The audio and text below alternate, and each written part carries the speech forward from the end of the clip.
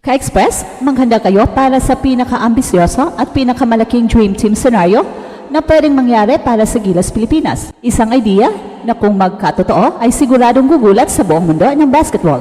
So imagine, ang isang Gilas roster kung saan sina Kai Sotto, AJ Edu, Kenton Milura-Brown, QMB, at maging si Jordan Clarkson ay maglalaro bilang locals at ang NBA talent na si Dylan Harper, ang ating naturalized player.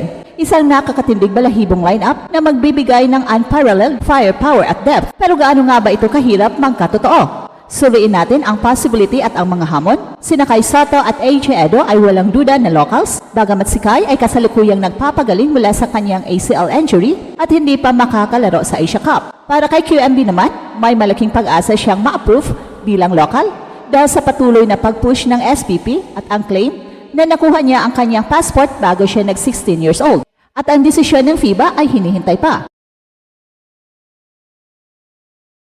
Ang pinakamalaking hamon ka-Express ay ang pagkakaroon kay Jordan Clarkson bilang lokal. Sa kabila ng ilang taon ng pagtutulak ng SBP, paulit-ulit ng tinanggihan ng FIBA ang kanyang local eligibility. Sa ilalim ng kasalukuyang rules, halos imposible ito. Pero kung sakaling maging local si JC, malaya nating makukuha si Dylan Harper, ang number 2 overall pick ng 2025 NBA Draft bilang naturalized player dahil sa kanyang paglalaro sa USA Under-19. Ito ay isang dream team na may napakabigat na eligibility hurdles lalo na kay Jordan Clarkson at alamin natin ka-Express ang bawat detalye dito sa video na ito. Handa na ba kayo sa isang usapang magpapalaki ng iyong mga mata at magpapabilis ng tibok ng iyong puso? So imagine mo ka-Express isang Gilas Pilipinas na hindi lang pinangungunahan ng ating mga giants, kundi may kasama pang mga pangalang magpapagulat sa buong mundo. Ang ating title ng Gilas Dream Team, Kai, AJ, QMB, JC as locals, Dylan Harper as naturalized, eto ang gugulat sa mundo, ay nagmumungkahi ng isang lineup na kung magkakatotoo, ay magiging pinakamalakas na national team na nakita sa ating kasaysayan. Ito ay isang audacious na pangarap, pero gaano nga ba ito kalapit o kalayo sa katotohanan? Tara, suriin natin ang bawat piraso ng pangarap na to. Unahin natin ang pundasyon ng ating frontline. Si Junmar Fajardo, ang undisputed Kraken ng PBA, na nanatiling isang haligi ng Gilas. Ang kanyang MVP caliber na laro, ang kanyang husay sa loob at labas ng court, at ang kanyang karanasan ay hindi matatawanan. Kasama niya si AJ Edu na walang duda isang local player na nagdadala ng athleticism, energy at defensive prowess sa koponan. Sila ang mga solidong pundasyon na aasahan natin sa mga darating na laban. Pero ka-Express, kailangan din nating harapin ang kasalukuyang realidad. Si Kai ang ating long-term project at pag-asa sa frontline ay kasalukuyang nagpapagaling mula sa kanyang ACL injury. Bagamat sasama siya sa Gilas para sa FIBA Asia Cup 2025, isang mahalagang hakbang para sa chemistry ng team, nilinaw ni Coach Tim na siya ay doon para magbigay ng suporta at hindi para maglaro. Kaya ang presensya niya sa Dream Team lineup na ito ay para sa hinaharap kapag siya ay ganap ng malusog at handang maglaro. Dito na pumapasok ang exciting na balita para kay Kenton Milura-Brown o QMB. Siya ang unang susi sa pagbuo ng mas malalim na frontline. Ang kanyang local status ay hindi pa final sa FIBA at ang Samahang Basketball ng Pilipinas o SBP ay aktibong nagtutulak para dito. Kinumpirma pa mismo ni Coach Tim na we don't as yet see him as naturalized player na siyang nagpapahiwatig ng kanilang matibay na paniniwala. Ang kaso ni QMB ay nakasalalay sa FIBA Article 3-20.a na nagsasaad na ang isang player ay local kung nakuha niya ang kanyang passport bago ang kanyang 16 na kaarawan. At kung mapapatunayan ni QMB at ng SBP ito, magiging legitimate ang kanyang claim. Bilang isang 6'10 big man na may karanasan sa UP Fighting Maroons, magdadala siya ng rebounding, defense at athleticism na kailangan ng Gilas. Ang kanyang pagiging local ay magpapalaya sa critical na naturalized slot, isang crucial na bahagi sa ating Dream Team equation. So ka-Express, ngayon ay suriin natin ang pinakamalaking hamon, ang pinakamahirap na hadlang sa pagbuo ng ating Gilas Dream Team. Ang posibleng pagiging local ni Jordan Clarkson, lahat tayo ay nagmamahal sa talent ni JC, ang kanyang NBA level skills, at ang kanyang kakayahang mag-score, mag-create ng opensa, at ang kanyang star power ay walang kapares. Gusto natin siya makita na maglalaro para sa Gilas sa bawat tournament, pero ang katotohanan ay sa ngayon siya ay itinuturing na naturalized player.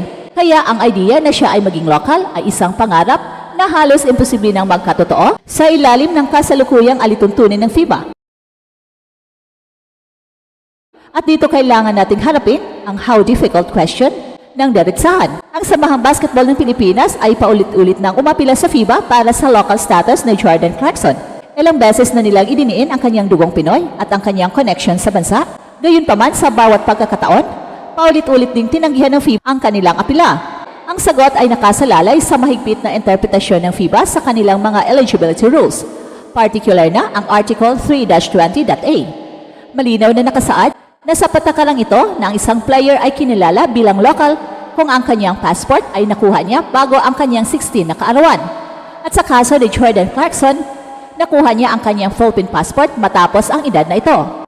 Ang patakarang ito ay halos hindi na mababago at nagiging permanenteng hadlang sa kanyang pagiging local para sa Pilipinas. Ito rin ang dahilan kung bakit ang kanyang kaso ay naiiba sa sitwasyon ni Ange Kwame at Chris Newsome, kung saan ang pag-asa para sa reclassification ay nakasalalay sa Extended Residency Clause sa Article 3-20.b at hindi sa direktahang representasyon ng isang bansa. Kaya kung si Jordan Clarkson ay mananatiling naturalized, nangangahulugan ito na siya ang gagamit ng tanging naturalized slot na direktang makaapekto sa kakayahan nating makasama si Dylan Harper sa lineup.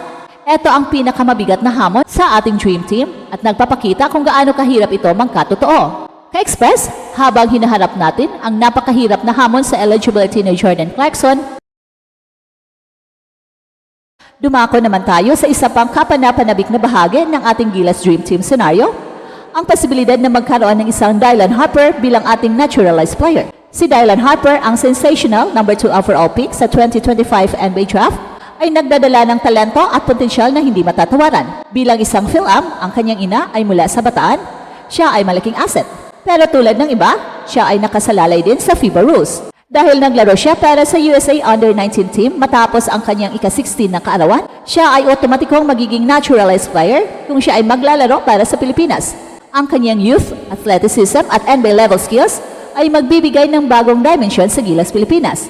At kung mangyayari ang Gilas Dream Team na ito, ang Gilas ay magkakaroon ng isang napakalalim na frontline na may iba't ibang skill set mula sa depensa, rebounding at hanggang sa scoring. At ito ang Express Info kung saan bawat kwento, ginulat ang mundo. Don't forget to like and subscribe. 詰めていきたい。ここはカイソット抜け出す。決めました。離れて守りましたカイソット。自分でダンクに持っていくのはユーロステップから落ち着いて終われるか。オリバーが飛び込んでいくステップを踏むただサイズをブロック。それでも坂部この時間もついている。おっと上を使ってくる。ダンクになりました。そして中を使います。ミスマッチになっていたんですがカイソットこれもツーポイント。中カイソットこれは通りました。タイムアウト。高さのミスマッチがあります。上を使ってくるのか飛び込む。